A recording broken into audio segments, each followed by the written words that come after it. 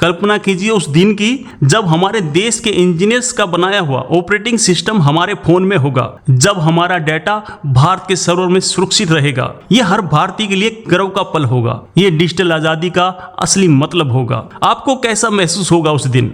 ये game changer फैसला है। अभी तक दुनिया में सिर्फ दो ही ताकतें थी, एप्पल का iOS और गूगल का एंड्रॉयड। चीन ने तीसरा मोर्चा खोलकर इस खेल को हमेशा के लिए बदल दिया है। ये बाकी देशों को भी हिम्मत देगा कि वो भी अमेरिका की टेक कंपनियों पर अपनी निर्भरता कम करें।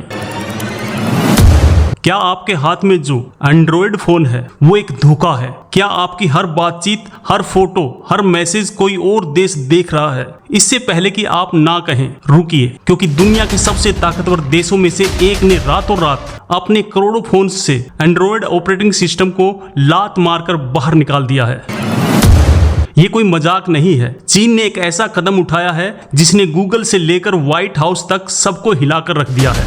एक ऐसी डिजिटल भूकंप आया है जिसका असर आपके और मेरे फोन पर पड़ सकता है। सवाल ये कि आखिर चीन ने ऐसा क्यों किया? वो कौन सा राज जानते हैं जो हमसे छिपाया जा रहा है? ये लड़ाई सिर्फ टेक्नोलॉजी की नहीं बल्कि आत्मनिर्भरता की है। जैसे भारत मेक इन इंडिया की बात करता है, वैसे ही चीन ने मेड इन चाइना OS बनाकर पूरी दुनिया को दिखा दिया कि वो अब किसी के भरोसे नहीं बैठेगा।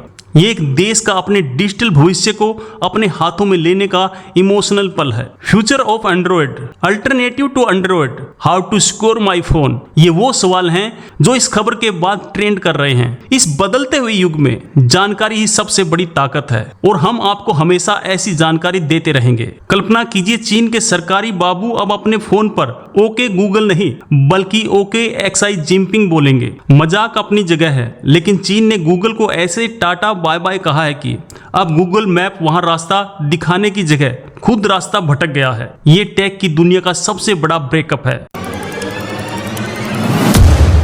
मतलब भविष्य में चीनी टूरिस्ट भारत आकर पूछेंगे, भाई साहब ये गूगल मैप क्या होता है? हमारे पास तो पांडा मैप है। ये दुनिया कितनी अजीब हो जाएगी, कमेंट में बताएं। अगर भारत का अपना OS बना तो उसका नाम क्या होना चाहिए? भारत का OS या कुछ मजेदार? ये खबर आग की तरह फैल रही है। दुनिया भर के टेक एक्सपर्ट हैरान हैं। क्या ये स्प्लिट इंटरनेट की शुरुआत है? मतलब एक ऐसी दुनिया जहां हर देश अपना अलग से इंटरनेट, अपना अलग से ऑपरेटिंग सिस्टम होगा। सोचिए अमेरिका जाने के लिए वीजा लगेगा और अमेरिका के ऐप चलाने के लिए अलग से फोन लेना होगा। लेकिन दोस्तों कहानी यही खत्म नहीं होती। एंड्रॉयड को हटाने के बाद चीन उसकी जगह क्या इस्तेमाल कर रहा है? एक ऐसा सीक्रेट ऑपरेटिंग सिस्टम जिसके बारे में दुनिया को कोई खबर नहीं है। एक ऐसा सिस्टम जो पूरी तरह से बंद है, जिसे कोई हैक नहीं कर सकता और जिसका सारा कंट्रोल सिर्फ और सिर्फ चीन की सरकार के पास है। यह सिस्टम क्या है और कितना खतरनाक है? शॉकिंग बात यह है कि प्रतिबंध अभी सिर्फ सरकारी डिवाइस पर हैं, लेकिन अगर यह सफल हो गया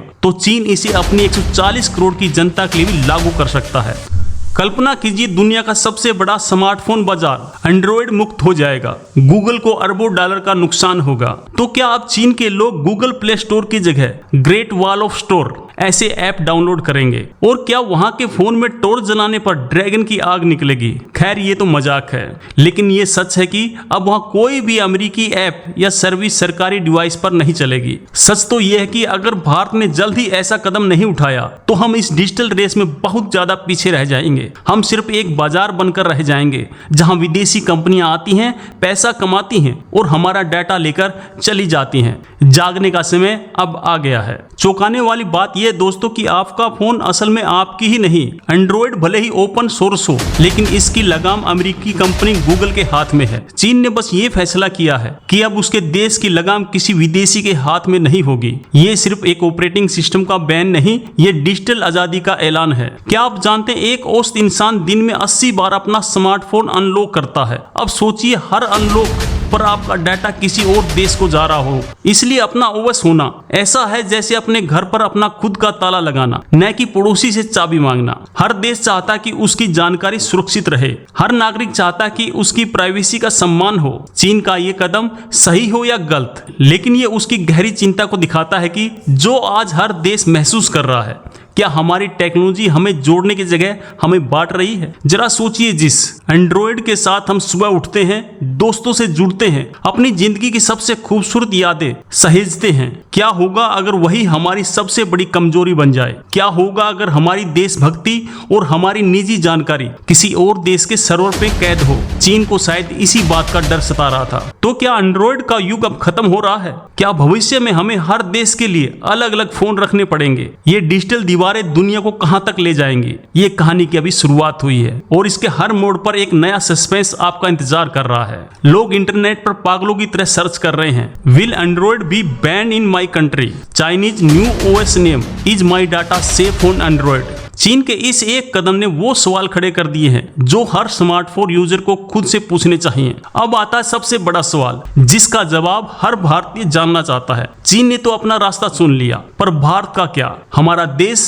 जो दुनिया का सबसे बड़ा डिजिटल आबादी में से एक है, क्या हम हमेशा दूसरों की टेक्नोलॉजी पर निर्भर रहेंगे? क्या मेक इन इंडिया का सपना सिर्फ हार्डवेयर तक ही सीमित रहेगा? एक खुफिया रिपोर्ट के मुताबिक भारत भी अपना स्वदेशी ऑपरेटिंग सिस्टम पर काम कर रहा है, जिसका नाम भारत ओएस हो सकता है। क्या चीन का यह कदम भारत सरकार को भारत ओएस को तेजी से लॉन्च करने के लिए मजबूर कर देगा? क्या जल्द ही हमारे फोन में भी मेड इन इंडिया ओएस होगा? एक और बात याद रखिए, टेक्नोलॉजी को हमें सख्त बनाने के लिए होना चाहिए, हमारा गुलाम बनाने के लिए नहीं। जब एक भारतीय अपने फोन को देखता है तो उसको डर नहीं बल्कि गर्व महसूस होना चाहिए। गर्व इस बात का कि उसकी जानकारी, उसका देश सब सुरक्षित है। ये सिर्फ एक खबर नहीं, ये एक चेतावनी है, एक पुकार है अपने देश की टेक्नोलॉजी को मजबूत बनाने की। ये लड़ाई सिर्फ सरकार की नहीं बल्कि हम सब की है, क्योंकि ये अंत में हमारी और आपकी सुरक्षा और गर्व का सवाल है। छिपा हुआ सच ये है कि ये लड़ाई आज शुरू नहीं हुई। अमेरिका ने चीन की कंपनी हुआई पर बैन लगाया था और अब चीन ने एंड्रॉयड पर ही बैन लगाकर उसका बदला लिया है। ये एक जैसे को तैसा वाली स्थिति है। ये डिजिटल कोल्ड वॉर है और हम और आप इसके बीच में फंस गए हैं। और अंत में एक मजेदार बात, अगर भारत का अपना ओएस बना तो उसका डिफॉल्ट रिंगटोन क्या होना चाहिए? सारे जहां से अच्छा या रंग दे बसंती? नीचे कमेंट में जरूर बताएं। बहुत बहुत धन्यवाद।